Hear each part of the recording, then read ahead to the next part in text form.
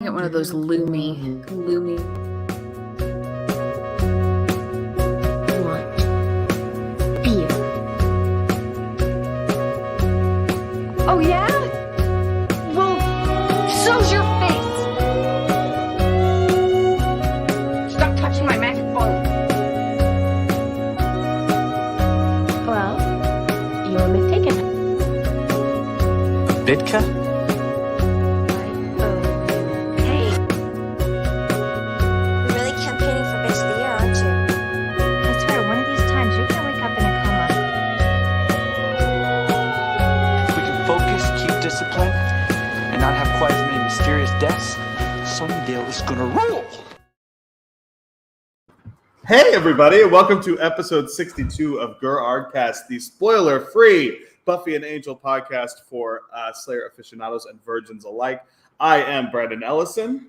I am Jewel Rocket Rose, and you have no idea how close I cut it to starting. I do because I could see your camera on the bottom of the screen. Oh my God. Did you see how clutch I came in? Literally, it was like 2-1, and I flew into my camera spot. I saw that chair spinning around in slow motion like an angel shot, action shot. Were you scared that I wasn't going to be here? No, I would have just talked until you showed up. You're like, where did this bitch go? Yeah. I mean, I'm not out of breath. I just it's so funny to me, like two things that I've noticed. First of all is that you're perfectly ready 10 minutes before the show until 5 seconds before the show, and then you're not ready at all. Well, that's because I remember there are other things that I have forgotten that I wanted to do because you guys, life happens. Yeah, the other thing that I've noticed is that nobody needs anything from me all day. No noise, no dogs, no anything until exactly when the show is starting, in which case everyone needs everything from me. Jewel, you have an observation that you are rocking a pink lip instead of a red lip today. Oh, yes, I did. I went hot pink today. This is Say No More. This is a Kylie Jenner lip kit throwback, and I love it. Yeah, I love a lip kit throwback. Mm-hmm. I needed a paint. I needed to brighten up my day, and I wanted to see what it looked like because I look blonder in real life. Yes. Just, also I'm having a weird hair day where it's just like not, the color isn't the way I want it. Hi, Amy. Hi, Sarah. Hi, all of our Patreon people. Oh, Wang your gang, you guys. Which reminds me, I got a message in my inbox that one of our Patreon followers is here, and I'm living in Puerto Vallarta, Mexico right now. No way! One of our Patreon followers is coming here on Friday and wrote me and was like, hey, like, this might be weird, but can we hang out? The answer is yes. Please, especially if you're a Patreon subscriber, even if you're not, even if you're just a listener, hit us up. Like, if you find out that we're in the same town somewhere, like, hit us up. Maybe we'll get lunch or drinks or something. Like, look, Jewel and I have been desperate for social interaction for the last 13 my God, you months. have no idea. The lows I have stooped to, you guys. Yes. Speaking of, we'll discuss that minimally on this podcast today. Oh, did you have your date? No.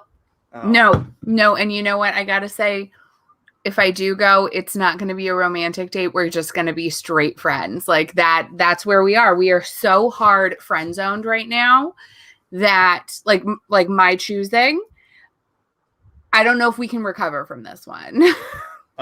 Will has pointed out that I will meet and greet anyone all the time. That is true. That's absolutely true. I very much enjoy people and meeting new people. I am the opposite of not a people person, which means I am a people person. Also, can I talk about something I'm obsessed with this week? Not just that I've been watching, but what I'm obsessed with. Is it something kids are saying on TikTok?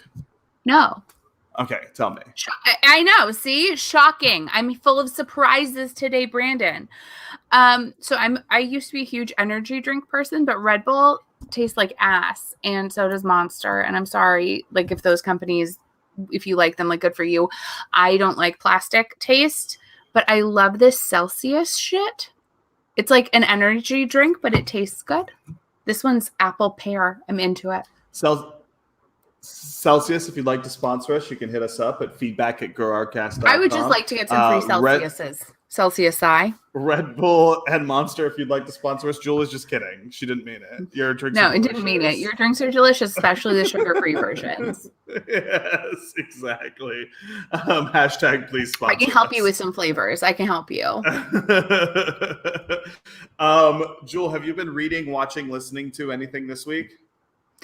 No, oh my God, you guys, it happened. I don't know if it happens for you, but it happened for me. I am a Grey's Anatomy devotee. I've watched the first, I would say 8 seasons, 1,000 million times. The other seasons I have only watched once because it's all I can take. All right. So I've been a little disappointed with Grey's for a few years now. Last night I watched the most recent episode, Brandon. I'm still crying. They got me again. It was like a full Denny Duquette died. Lexi and Mark died. It was like a big moment. Wait, Lexi's been on the show for a while, right? No, Lexi is dead. Yeah. But before that, was she on the show for like from the beginning? No, from like season 5 to season okay. So 9, I watched the 8. first 2 seasons of Grey's Anatomy, and I've seen the musical episode 6,000 times. Okay, I love anything. When Lexi and Mark die, I hate the show. I never want to watch it again.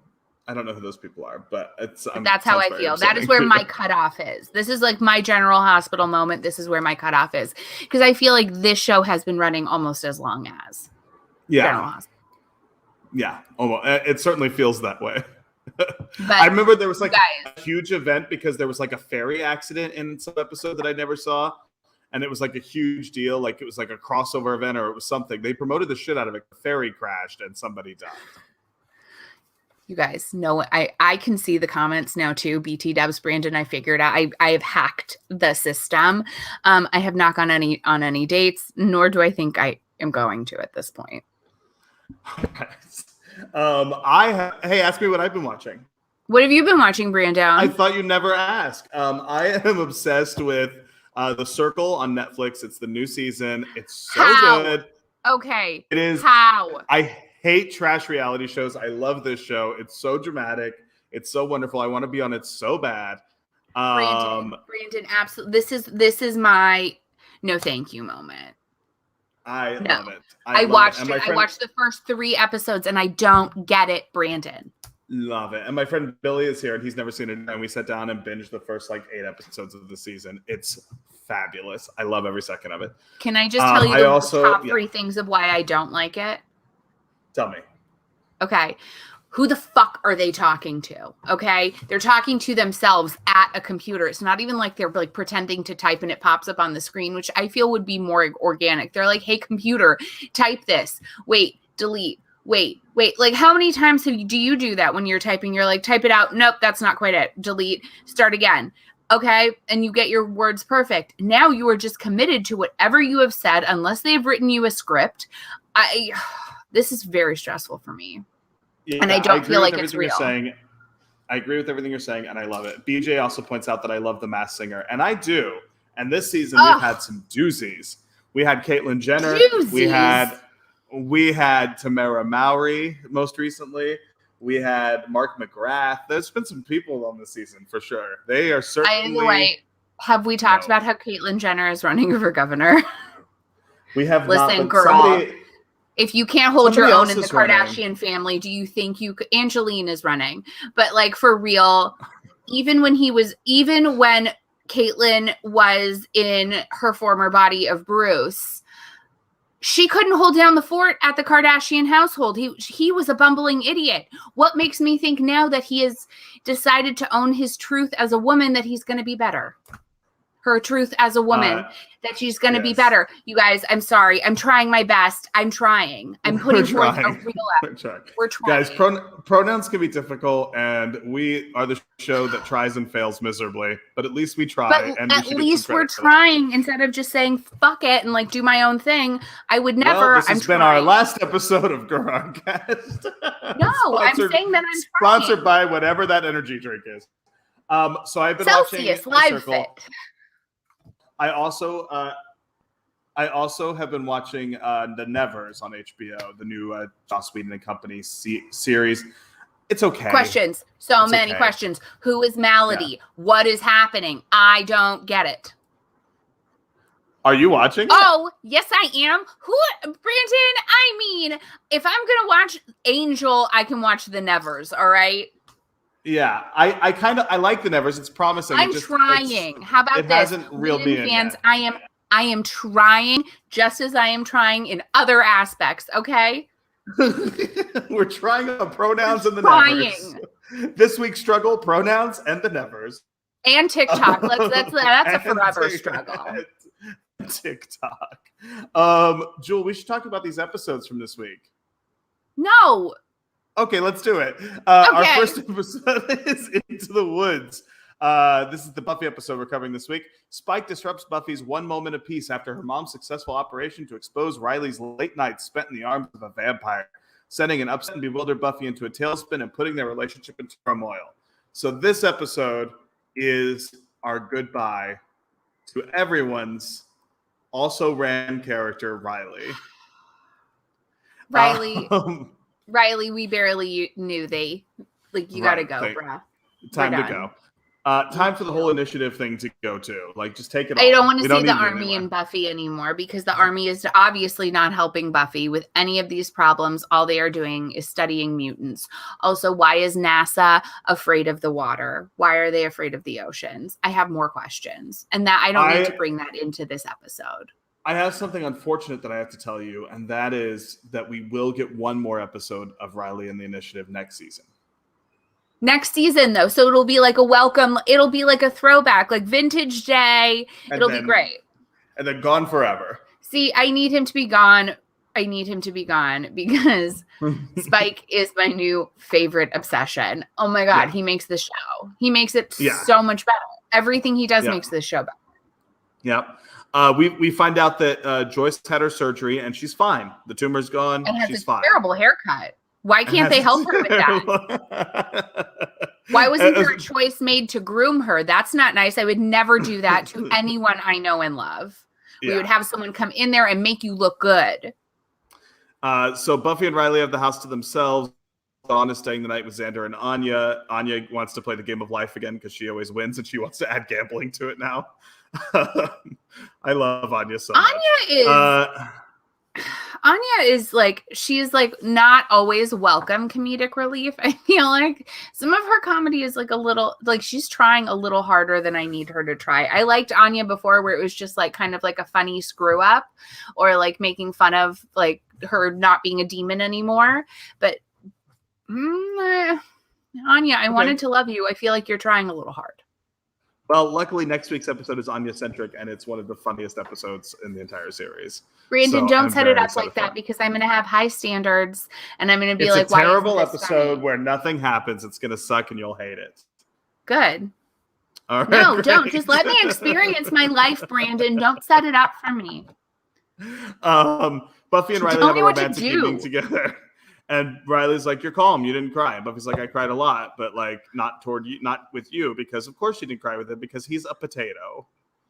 He has no emotions. He has no anything. She didn't want to cry in front of anybody. She was going through something. People process things differently, and you have to be there for them the way they need you in the moment. I guess. And Spike goes.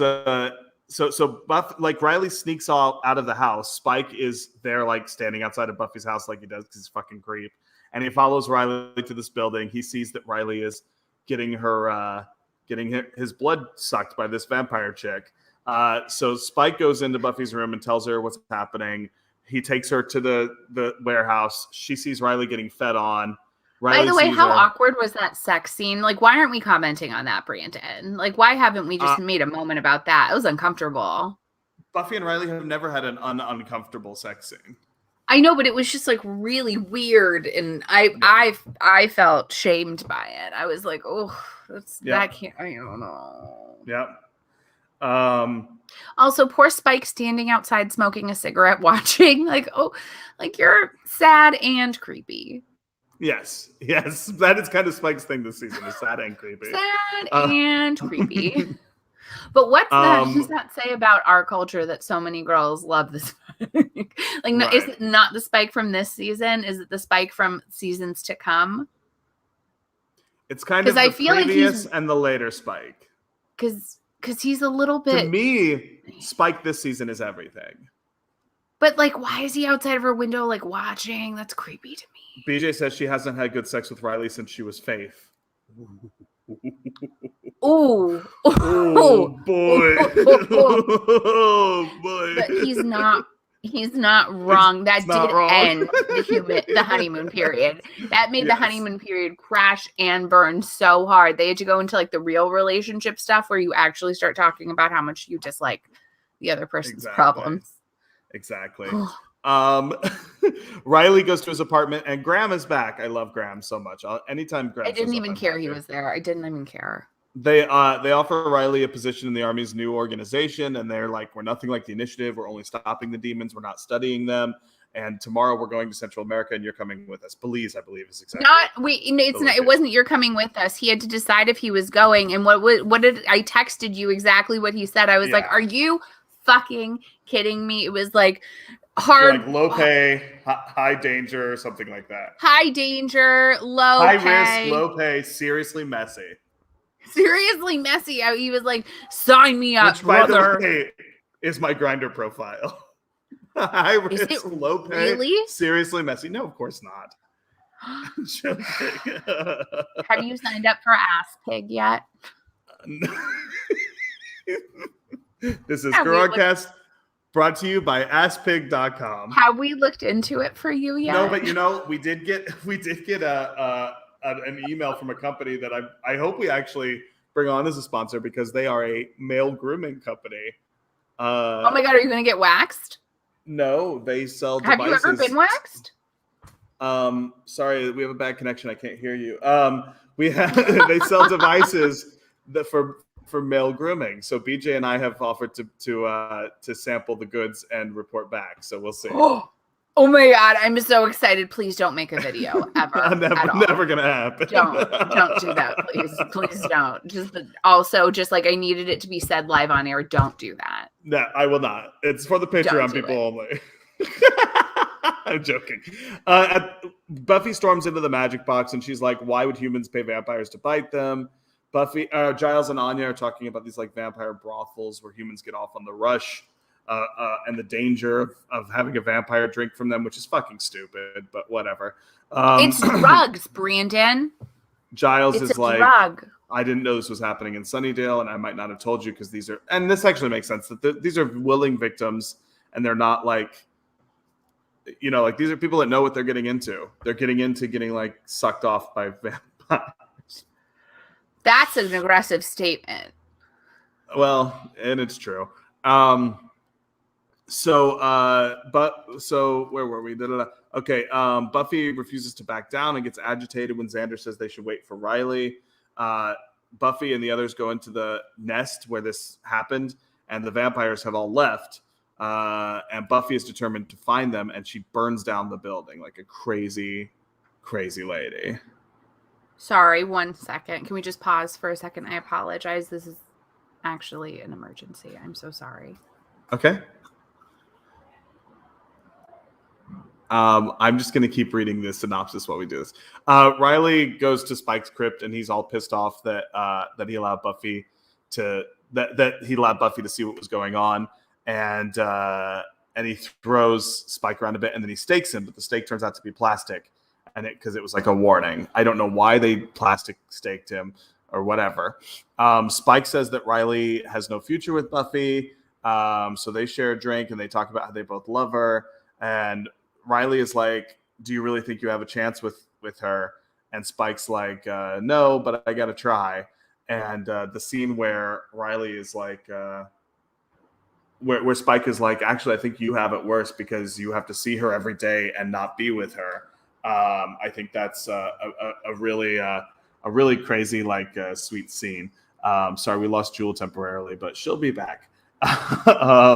So Buffy goes to a punching bag in the magic box, and she beats the shit out of it. And Riley shows up and wants to talk to her. And where was I? And he tells her that he did this because he didn't know how to handle the situation with. Hold on 1 second. Sorry. Come on.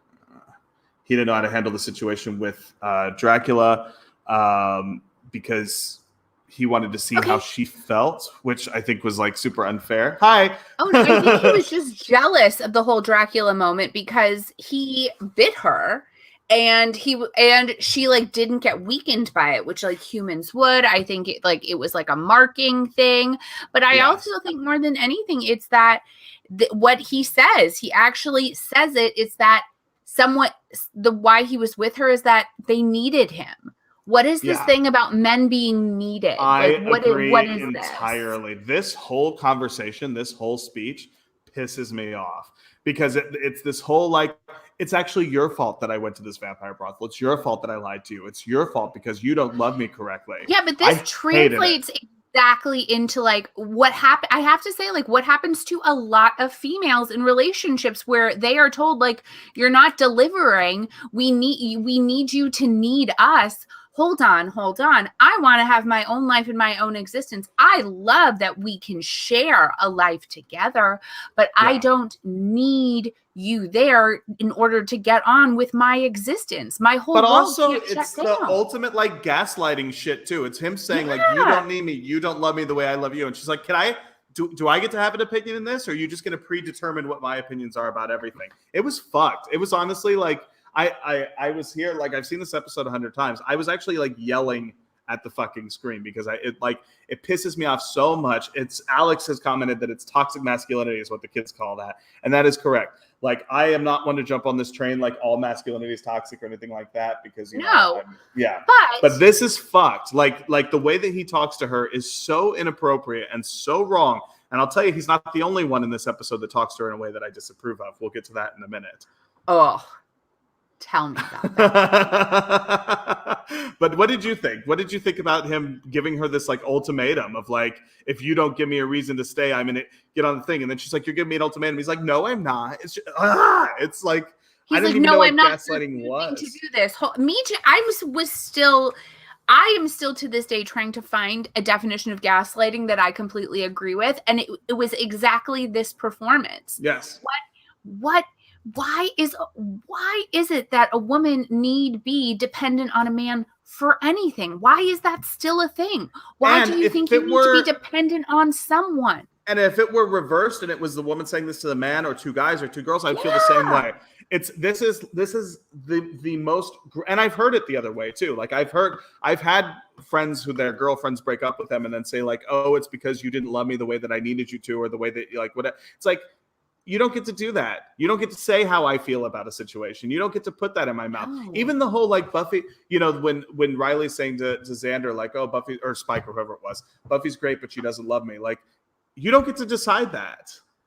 She doesn't, but you don't get to decide that. In my mouth. But the thing is, it's not that she didn't. It's not that she didn't. It's the way. It's who she was at that moment in that time. You know, you love people differently in your life for different reasons. And at that moment, she needed some kind of Melba toast to clear her palate. It wasn't that he was a transition. He was a growth period in her lives. This was a transitional relationship. This wasn't forever. Also, like all relationships are temporary in one way or the other. That's just the truth. I disagree with all relationships being temporary, but I agree. Let me put it this way. You learn something from every relationship that you're in. You grow from every relationship that you're in. And the fact that Riley was so insistent on like, this is your fault. What's happening is your fault. To her, when he's the one that lied, he's the one that snuck out. She wasn't sneaking out and fucking anybody. It was him. You know, he wasn't fucking anyone. Yeah. The metaphor's a little thin. The metaphor. Yes. Like I hated that scene. It made me like angry. He was so wrong and so obviously wrong, and so wrong to her, and she's been nothing but supportive and good to him. What I keep saying about this series, and I know it is a women's empowerment series, but it's a women's empowerment series from a very male perspective. Yeah. This is a very male-driven plot line. This would never fly. When a woman does shit like this, they are labeled as crazy. She's crazy. That's what happens all the time. If a woman does the same thing, you reverse it, and it's a fear-based programming. This is crazy. You can't. I agree. If this is not crazy, then they are not crazy. This isn't crazy. Right. Now, this scene had to happen because we had to have the next scene, which was amazing, where Buffy confronts the gang that runs the vampire house. And she was like, listen, don't. She warned them though. She was like, "Listen, I'm really not in the mood for Not this. the time, right? You have no idea how not the time this is. This is the moment, like in my real life, where I will get into a fight with a cashier somewhere. Yeah. Or like this is like, please don't try and like exert authority over me while I'm already having a day. Like it's really, I understand that you have a need for power, but I am struggling and you can see my struggle on my face. So don't start with me because I can't stop. Yep. I don't have a release button like a dog would. I don't have the release. So she kills all the vampires from the nest, and then when she has that staff and she does the 1, 2, 3 kill, ta ta ta. That was cool as fuck. That was cool as fuck. And then the javelin throw. The woman running away, the woman that was actually feeding on Riley is running away, and she javelins the shit out of her and destroys her. That little lady thought she was getting away. She was like, "Okay, spare me." Like, whoopsie, sorry, didn't know. Yerman wanted it. Yeah. No, you're at fault too. No. Yep. 100%. For shame. That scene was amazing. And then this fucking scene. So Xander's there, and Xander sees this and confronts Buffy, and he says, like, Riley's given you everything and risked everything for you, and you've just treated him like a rebound, and you've treated him like he's convenient and wanted him to be there for you and then disappear when you don't want him around. And she's like, I'm so sorry. Is she not allowed to experience trauma and deal with it in her own way? Nope, she's not. Okay. No, she's not. Because you're supposed to be at the beck and call of a man and supporting. Got it. Not just one man. Not just one man. All of these men and all of these, like, it's her job to be the emotional backbone for everybody and not. What have any I want to emotions on her know own. is, did Jane Espenson have issue with this scene? And Marty Noxon wrote this episode, who is the other like big writer on the show. Male perspective. This is not fair. Why? No, is Marty is a female. A female wrote this. Then her programming is shit, man. I agree. And this conversation that Xander has with Buffy, and then she tries to change the subject. She says, "Well, Anya's just a convenience for you," and he's like, "No, we're talking about you. Riley's the kind of guy that comes around once in a lifetime." And it's like, first of all, no, Xander, I just think you are projecting. And then he's like, go to him. If you love him, go to him. It is horrible. And it is not Xander. It is not the Xander that tells Buffy that she kicks ass all the time. It's not the Xander that tells Buffy that she's like everything in the world. It's not the Xander that constantly reassures Buffy like that she's okay, that she has a support group. It's Xander being judgmental of a situation that he has no fucking idea what's going on. None. Absolutely, because no one knows about Dawn. No one knows about the pressure of the key except Giles. The thing is, I'm a little annoyed at Giles because he should have her back more. Yeah. I think he should help deflect and have her back a little bit more. She is under a shitload more pressure than any of them even know, except for Giles. Yes. And a scene with her mother in this would have been a good scene. A scene where she talks to her mom about the situation. She couldn't because her mother's hair was a disaster. And then Amy points out that they didn't have a budget. Then Buffy's like, "Oh, Xander, you're right." And Buffy runs after Riley. Fuck every second of that. Honestly, I would never. Fuck every second. I would never. Riley I'm sorry. Said he didn't give her an ultimatum, and then Xander did this bros before hoes thing that I fucking despise because it doesn't take into account everything that's happening. Xander has no idea what he's talking about, and he has these strong opinions. And then he goes in and he talks to Anya and says, like, "I just for the record, I want you to know that you're my babe," or whatever the fuck he was like, "You make me a man." Listen, atrocious. If you are not an adult male on your own terms, tell him I cannot make you a better man because that is all I can do. You can make someone a better little boy. Yep. Or a better man. Will just points out Buffy needs to be checked at times because she doesn't listen to anyone, but this was not one of those moments. And this is where her Scooby Gang should have been full on Team Buffy and support her. I agree entirely. Where the fuck is Willow? Where's another female perspective? Right. Tara, release her. Let her come play with her friends. Yep. All we get is Anya and Dawn who aren't involved in this at all. Dawn, she's like fiddle fucking around. That kid, I can't. I sound like an old lady. Buffy runs to the heliport. She tries to stop Riley from leaving. The helicopter takes off. I'm so sorry, Brandon. I don't mean to Yeah. interrupt, but how am I supposed to believe that Michelle Trachtenberg is 14 in this story? How am I supposed to believe that? I think she's like 16 IRL and when they filmed this. I don't believe that to be true at all. I don't believe that to be true at all. We'll do some research. Hey, Naomi, can you look up and see how old Michelle Trachtenberg is at the start of season 5? Thanks. Yeah. I feel like she's an adult. So she goes to the helipad. Riley is already leaving. She doesn't hear him. He doesn't know that she tried to stop him, whatever. Buffy goes home. Riley leaves Sunnydale. End of episode. Before we get to our final thoughts. But also Riley, I feel like he would have looked back and down. I felt like that was very inorganic. Like Mark Blucas was purposely like at like nothing. Yep. This was the first episode directed by Marty Noxon, and she fucked up. So she never directs an episode again until forever. Mark Blucas leaves the main cast in this episode, and he only comes back for one appearance after this. And Joss Whedon says that he was trying to give Buffy a healthy relationship, but people didn't want it. So this was like the fans complaining about Riley, so they got rid of him. And he says when they're happy, it made people crazy. Marty Noxon says Sunnydale romance just rarely goes well. Buffy with a boyfriend is not as interesting as Buffy in some kind of romantic strife. Riley, by his nature, was a good and constant character that we were at risk of things getting a little dull. Okay, quick comment on that. Fuck that noise. Riley is not a good and consistent character. Riley is fucking awful, and I'm thrilled he's gone. Riley is toxic masculinity, is really what he is. Like, yeah. Well, Riley is that he's a nice guy. He's a nice guy, so he can say and do anything he wants, and you just have to like him because he's nice. Naomi has corrected us and said 15. She was 15 years old at the filming of this. So there you go. The foreign language titles. The German title is Das Ultimatum, or The Ultimatum. You know, the one that Riley says he didn't give Buffy.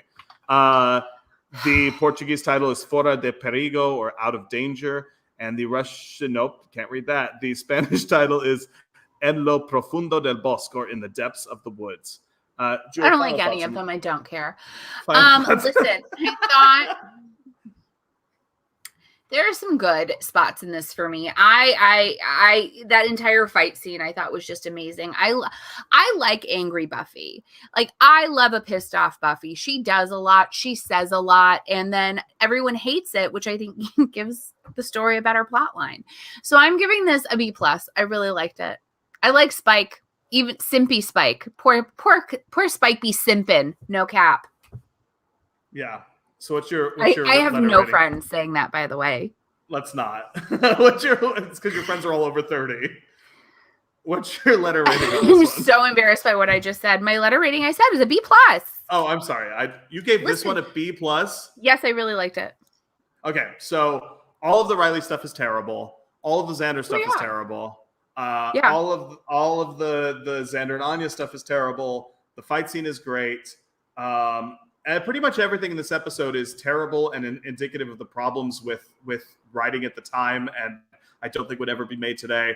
However, this is the episode where we get rid of Riley, so I'm going to give it a B. The thing is, it's a classic episode that shows what life was really like at that time and what the belief system was. Because if I had watched this when it was made, I would think that is how a relationship should be. That is what a woman's job is to perform. If I had not been an evolved person watching this, and people, you can see really what the progression of the thought process is over time. I remember when I first watched this, I thought like, oh my God, I hope she gets to him. Like, I hope she can fix this, whatever. And now I watched it and I'm like, God, I hope she never. I was like, trip. Yeah, exactly. God, I hope more vampires show up. Yeah, make her kill something. Yes, exactly. Yeah. All right.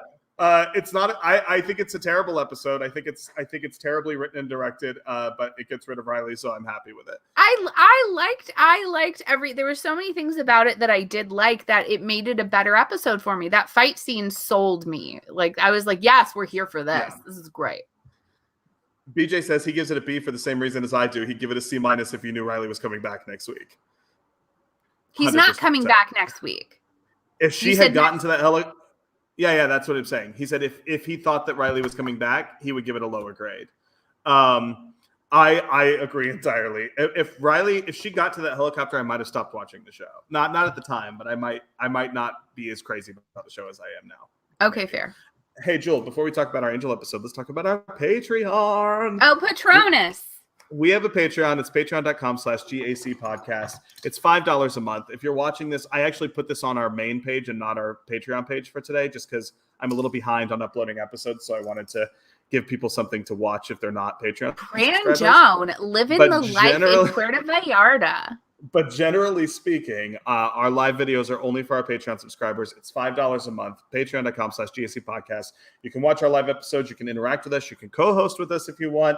You can see extended interviews with our celebrity guests, and you can get some special content just from me and Jewel. And you guys, just so you know, there's a schedule coming out. We are going to do things weekly from now on. Yes, we are. Maybe daily, honestly, like the way things are. Nope. If okay, you guys let's want, not overextend my life. I'm curious, like I do things like go to the beach and go to strip clubs and go and like whatever all the time here. So if anyone is interested in the Patreon page, I could just post like daily things of like what I'm doing in Mexico. We'll see. Brandon, I already have a content list for us. I will let you know what that life looks like. Oh my god. Are you gaslighting me? Are you pulling a Riley right now? Is this an ultimatum? No. Okay. I just have a plan. Okay, cool. Am I involved in the decision making in this plan? Yeah. Okay, good. Then we're cool. Yeah. Hey, Jewel, we just have to discuss that plan before our plan is implemented, and we can share our plan with everybody because the next plan we share is concrete, bitches. Yes.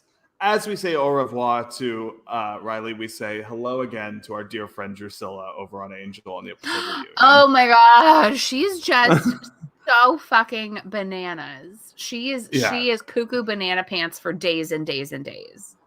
So this episode is kind of a continuation of the last episode. Angel is like back at the hotel with everybody, and he's kind of delirious and babbling and whatever. And he's reveals that Drusilla showed up and made Darla a vampire again. And he's going to go and stake Darla before she rises again. So he just wanted her to be all siffed up and die? That's what he wanted to happen? I mean, he just didn't want her to be a vampire again. And that's the only other option. She had accepted it in the last episode. I know, but then why didn't he just let her die? Why did he go through those 3 tests? I just feel like Angel is so extra sometimes. Because he thought he was going to be able to help her. He thought he was going to be able to cure her. He thought he was going to be able to cure her syphilis thing and make sure she doesn't die again by doing those tests. And then it turns out that because she'd already been brought back, the test wouldn't work. I bet he felt so dumb. Yeah, I know. No wonder he was delirious. Will points out that the album Gaslighter by the Dixie Chicks, the Chicks, is an amazing album, and he's correct. I love that album. Anyway. The Chicks, formerly of Dixie. Yes, exactly. Mm-hmm. Angel breaks into Lindsay's apartment, and it's completely empty. The landlord is there, and she's like, there was a weird English cousin, and she wants to have a baby. And she wants to open this nursery with a view of the stars. And she's like, girl, you can live in LA your whole life and never see a star. She's like, Wackadoo Central. You don't know where you were looking at stars in Los Angeles. You can't see shit here. It's bright. Right. Well, up at Griffith Observatory, you can sometimes. Please. But who's That's going not up real there? stars. It's so far. Exactly. I will tell you, when I went to Israel, they made us walk out into the desert, and now those are stars. We walked like we were Moses and his followers. I bet you did for 40 years. It was like 40 minutes as they made us walk into the desert blindfolded with people behind us and like holding, and then they just like released us. Yeah. And they were like, open your eyes and take your blindfold off. We were like 50 feet from each person. It was so horrifying. That's not a me thing. I don't do the outdoors, you guys. Same. I feel like I have done my penance. I have done outdoor things. I never have to do them again if I don't want to. So Angel finds this greenhouse at the top of this building. Are you not even going to validate my statement? I mean. Okay. Okay, Riley. I'm sorry I didn't need you enough. Angel's ranting about Drusilla and trying to figure out where she and Darla are located, and they find this like greenhouse on top of this roof. Angel finds Darla buried with just like a thin layer of dirt, and he's about to stake her. And Drusilla shows Oh up my and they have God, this how amazing horrifying fight. for that actress. And the reason I spoke of such hating the dirt things, when she was in that bed of dirt as an actress laying in there, can you imagine? All I can think of is like little tiny spiders and like dirt particles inside my ears, which is that for me is just what takes it too far. Yeah. Oh, Yeah. I couldn't agree. be on Fear Factor ever. Angel. So Darla rises. Angel's fighting both of them. Darla jumps from the top of the building to the ground, and Drusilla runs off. That's a boss move. Exactly. Angel gets all his friends together, and they're heading to Wolfram Hart to get some answers. Holland is talking to Lindsay about a wine tasting they're having at his house. Drusilla's there and says that she's worried about Darla. Darla appears, and she and Drusilla just fight their way out of the building. They fight against each other, like on the way out, and Holland calls down and tells them to just let them out, which was a really great fight scene between her and Drew. I loved it. Yeah. And the Angel is heading there, and Cordy gets this vision that sends him in the opposite direction. And Angel tries to ignore the vision, and Cordy is like, I will fucking stake you if you don't turn around and go to this thing. And meanwhile, Darla is throwing Drusilla all around town, demanding answers, asking why she is upset about being a vampire. Drusilla starts crying and talks about, like, did she do something to upset her? Which I know you love. I just know you love this scene. I already know it. I just love everything about Drusilla. She's so cringe.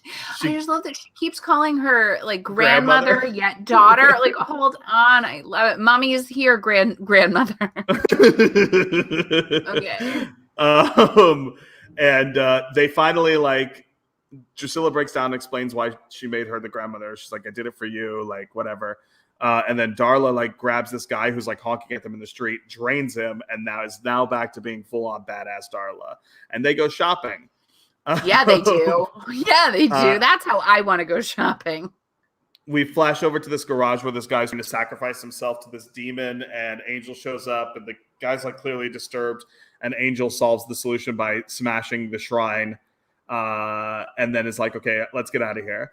And the powers that be, the gang is arguing that the powers that be may have sent the vision to stop him from hunting down these vampires, but he doesn't give a shit. And Holland calls Drusilla on her cell phone, which she doesn't know what it is, so she's just ringing. And she tells them to massacre the town with the full support of the firm. So they go buy new wardrobes, they kill the salespeople, whatever. Angel jumps in through a window at Wolfram Hart and confronts Lindsay. Holland is there and introduces himself to Angel. And Holland says Darla's nothing more than a tool. Angel is the project. Angel tries to get information about Darla and Drusilla, and Holland tells Angel that when it comes to innocent lives that are lost through schemes and manipulations, he just can't seem to care. A line that will be coming back. Angel gets arrested by Kate and put in the police car, and Kate lets him go. Done with Kate. Totally done with Kate. What a completely superfluous scene. Holland's wife is there at Holland's home and lets Lindsay in. Holland's giving this speech, but then he's interrupted by Darla and Drusilla, who are going to kill all of the lawyers in the wine cellar. They wanted a massacre, and they got one. Angel finds out that they're at that house from this woman who's hiding in the dressing room. Holland apologizes to Darla and tries to convince her that the firm is their ally. And she senses fear from everyone in the room except for Lindsay. Catherine, the wife of Holland Manners, has been bit by Drusilla, and she's slowly dying. And she invites Angel inside to help them. And Angel watches as the lawyers are, like, begging for their lives from Darla and Drusilla. And Darla says, "Oh, you never gave me that last kiss." And Angel says he will, but not tonight. And then Lila finally realizes what's happening. This scene is awesome. This scene is amazing. When Lila realizes exactly what Angel's about to do, and is begging for their lives and whatever. And Angel says, I just can't seem to care. He echoes what Holland Manor said earlier, which is great. And Angel shuts the door, locks the doors, and lets these vampires kill all of these lawyers. And they're just pounding on the door and screaming. It is dark as shit. We're back at I Angel loved it. Investigation. Yeah, Wesley, Gunn, and Cordelia are listening to Angel describe what happened, and they're blaming themselves for not getting involved. They're concerned about him, and they're saying like the only thing standing between him and True Darkness is the team. And Angel fires all of them, and then he walks out. End of episode. I'm just gonna. Go Can ahead. we just start with the grading? Can we just go into it? Just real quick. No, yeah, we can. There's the international titles aren't interesting. Go for it. I know. I couldn't imagine them being interesting. Yeah. This is one of my favorite episodes of Angels I've ever watched.